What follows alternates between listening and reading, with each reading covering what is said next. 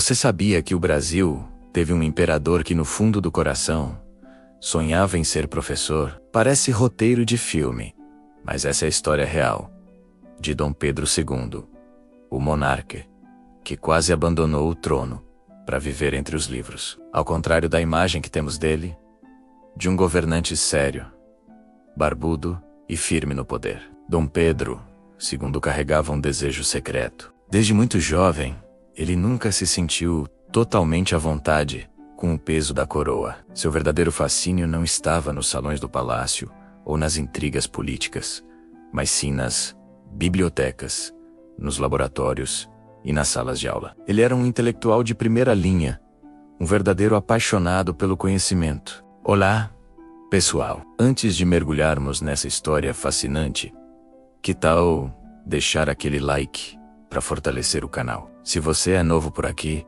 já se inscreve e ativa o sininho para não perder nenhuma curiosidade incrível sobre o nosso passado. Conto com vocês. Agora, vamos voltar no tempo. Imagine um jovem Pedro, herdeiro de um império gigantesco, mas que preferia passar horas estudando línguas, astronomia, botânica e fotografia. Ele se correspondia com os maiores cientistas da sua época, como Charles Darwin e Louis Pasteur. Enquanto a política fervilhava ao seu redor, sua mente viajava por outros mundos, mundos de descobertas e aprendizado. Esse conflito interno o acompanhou por toda a vida. Com o passar dos anos, governar o Brasil não ficou mais fácil. Muito pelo contrário.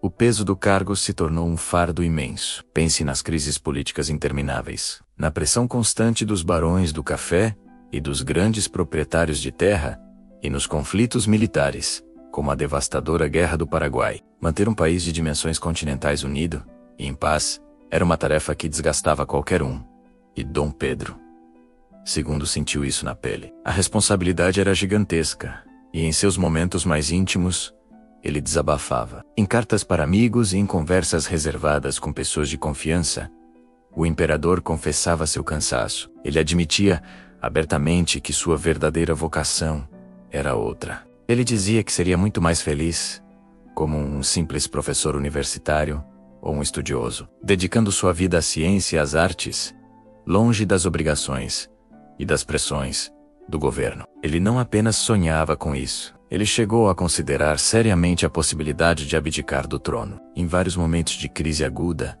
a ideia de simplesmente entregar a coroa e buscar uma vida tranquila na Europa passava por sua cabeça. Era uma tentação real. Então, por que ele nunca fez isso?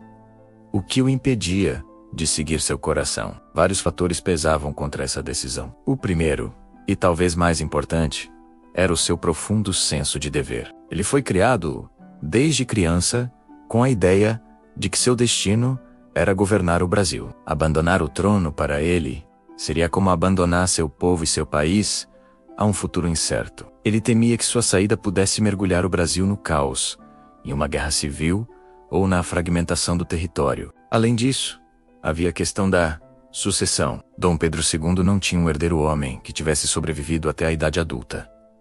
Sua herdeira era a princesa Isabel. Naquela sociedade do século XIX, a ideia de uma mulher no poder ainda enfrentava muita resistência. Ele se preocupava com a estabilidade do reinado dela, e talvez acreditasse que sua presença era necessária para garantir uma transição mais suave, que infelizmente nunca aconteceu como ele planejava. Essa dualidade é o que torna a figura de Dom Pedro II tão complexa e humana. Ele era um homem dividido entre o dever e o desejo, entre a coroa e a cátedra. Um monarca que se sentia um prisioneiro em seu próprio palácio, sonhando com a liberdade que uma vida anônima poderia lhe proporcionar. Ele governou por quase 50 anos, um dos reinados mais longos da história, mas viveu cada dia com esse conflito interno. No final, a decisão não foi dele. Dom Pedro II não abdicou. Ele foi deposto pelo golpe militar, que proclamou a República em 15 de novembro de 1889. Homem que sonhava em deixar o poder para viver uma vida simples e intelectual, acabou sendo forçado a deixar o país que tanto amava. Seu destino foi o exílio na Europa, longe da pátria que governou por quase meio século. Ele morreu em Paris, em 1891. Um homem triste e saudoso. Dizem que em seu leito de morte, suas últimas palavras foram um suspiro pelo Brasil. A ironia é que ele finalmente conseguiu a vida longe do poder que tanto desejou, mas da maneira mais dolorosa possível, exilado e separado de sua terra. A história de Dom Pedro II é a prova de que, às vezes, a coroa é mais uma prisão do que um privilégio. Um lembrete poderoso sobre o peso das responsabilidades e os sonhos que, por vezes, ficam pelo caminho. E aí, o que você achou dessa história? Você consegue imaginar um líder hoje com esse tipo de conflito? Deixe sua opinião aqui nos comentários. Vamos conversar sobre isso.